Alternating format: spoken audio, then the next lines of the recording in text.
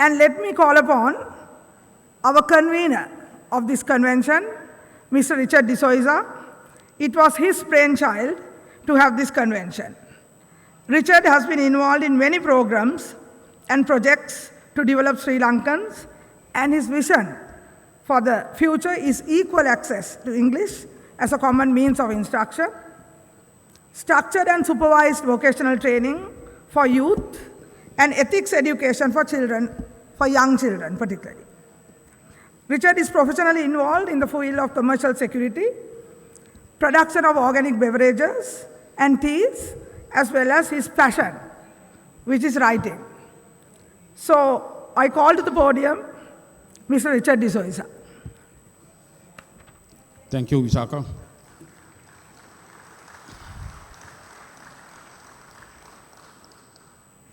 I'm going to do away with the protocol because we are all gathered here as citizens of Sri Lanka. Therefore, I humbly want to tell you all that you're very welcome. You all have a Q&A session after the forums. So I will start off by saying we should be grateful for why we are here. So as a token of that, for all the people who sacrificed their lives for Sri Lanka and for the independence, who fought for the independence of Sri Lanka and who did yeoman service for this country, I humbly ask you all to rise for a minute's silence.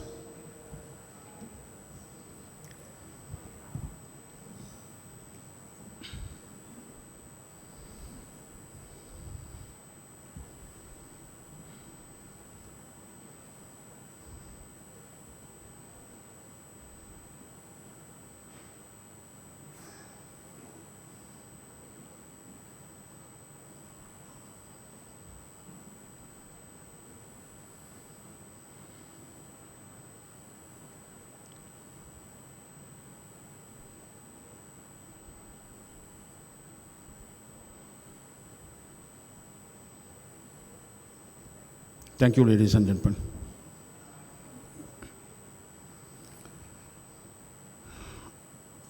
I must first spend a minute explaining how I got here.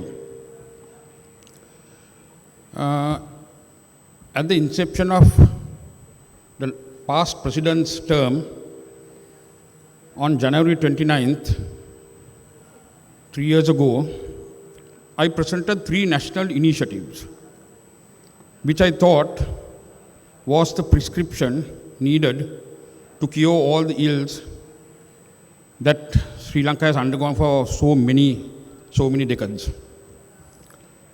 One was ethics to be taught to children between the ages of 2 and 7. That is very important because those are the formative years of children, and it is essential that their character is built in the school curriculum as well as home and their religious worship places. The second of which I think all of you all will agree is a general medium of instruction being introduced in the English stream, because that's the commercial language of the world. It is also a language of IT, and it's a language for unification. And what we need here in Sri Lanka is that everyone to speak the same dialect and mingle and bond. I agree that we have to have the national languages of Sinhala and Tamil, which is our heritage. So that being there, if we are talking about turning the page and moving forward, that is one aspect which is very important. The third aspect is every school must have 2 or 3 counselors amongst the staff. And to deal with probable dropouts. They are all talented in various other ways. They may not be interested in studies, but they're interested in various vocations. They can be AC mechanics, they can be car mechanics, they can be carpenters. So that has to be identified by the councillors, and it's the onus of the government to ensure that they are monitored, channeled into those vocations, and monitored right up to the point that they start employment and earning an income. That will prevent a lot of youth going astray. Drug abuse, being a nuisance to their families, being a social menace. So those three initiatives, which has to be managed by the Ministry of Education. That's the most pivotal ministry that will dictate whom we are in many years from now. So I think the message must go clearly to the President, to the Minister of Education. He actually said he would be present, but he is not there. They must listen to people who understand the situation without going into agendas of their own, and do what is best for the country. So we must speak fearlessly. You have to live by the truth, equity, and justice. So we will relentlessly move forward. Maybe you all can call us an activist group now, or whatever you may wish to call us. But we are firmly resolved in making a difference. We have advisors, adjudicators, and we are inspired by former politicians who are actually above board, who are corrupt-free, and likes to see this nation developing progressively. These last few decades, we have been on reverse gear, 1948 to 2023. I term it the good, the bad, and the ugly, and my good friend Maitri Gunaratna will talk to you about that. But I have done a draft manifesto which is on the wall. The draft manifesto. Draft manifesto.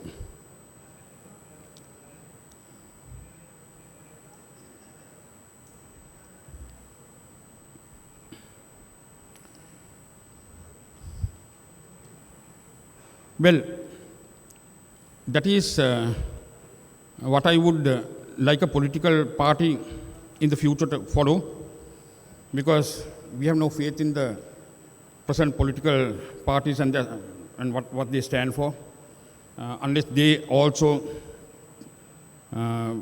move with us and listen to reason and not be politically motivated, but think of the country. So, abolishing the executive presidency, that has been talked about all over, not being done. Parliament has absolute power, I firmly believe in that. Once voted in from a party, a MP cannot cross over during that term.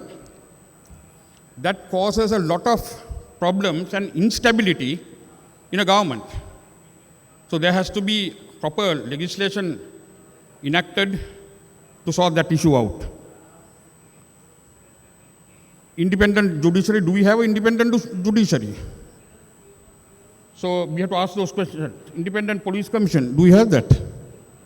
So those are things that we have to ask ourselves. Police, security personnel, teachers, health workers, and parliamentarians to be paid very high salaries.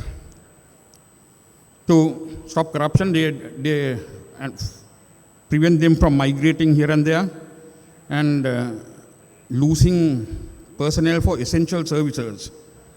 parliamentarians must be highly paid for the simple reason that they mustn't resort to corruption and commissions and things like that, which we think happens. 100% drug-free country with strict penalties for even possession. A huge step forward, but we have to start that. Look at Singapore, look at the Middle East. Why hasn't legislation been brought to give stricter penalties? That really baffles me. Because drug money is dirty money, and the influx of drugs and the money that brings in changes hands. So I will leave you all to speculate where the money goes and how it's allowed to prevail in this country. So if there's anyone, right-minded people will endorse what I'm saying to get these drug winners out of the way. So that's a step, that's a huge step, but it can be traveled. You have to be resolute. Without being resolute, you can't progress. Ethics and those things I had talked, entertainment hubs for local and foreign tourism, think tanks. Every ministry should have a think tank because they have to map out the future, the routes, and the way to go for 15, 20 years. Politicians are worried about staying in power for the next 5 years. But there has to be a system which they have to follow for the country to progress. I'm sure that will be taken well even by the politicians. So, at least the politicians that will come in the future, I was actually hoping that the President and the Prime Minister would come, because I was going to tell them that we are trying to build a new set of parliamentarians after their departure. So that is what we were wanting to do. Zero tolerance for corruption and bribery, where the others bring to justice corporate leaders, conclude high-profile murder cases, allow foreign universities to come in and give the exodus of qualified students who can't get into university to get in there as well. All government tenders to be evaluated by a panel of experts prior to approval. These just skimming the water. There may be 20 or 30 more points which are necessary. So today's program revolves around 4 forums, and they have been advised to follow one simple rule. How did we get to that distasteful predicament? Where we are now, and what are our, how we overcome our challenges. So please pay attention. Maybe you all can ask them questions after the forums are over. And I have done this with Visakha Tilakaratsa and Dr. Walter Jasingh, who has, the three of us have funded it, so it's not politically motivated.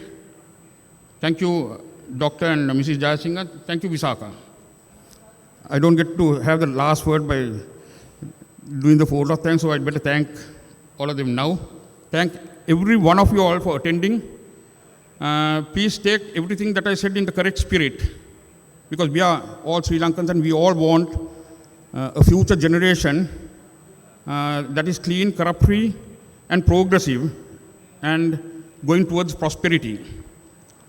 So I have a pleasure in inviting our next speaker, Maitri Gunaratna, to deliver my pet. I was going to do this because 2 or 3 who wanted to do that somehow backed out. There were so many guys who were going on reverse gear. I must talk about that later, but this is not the time to do that.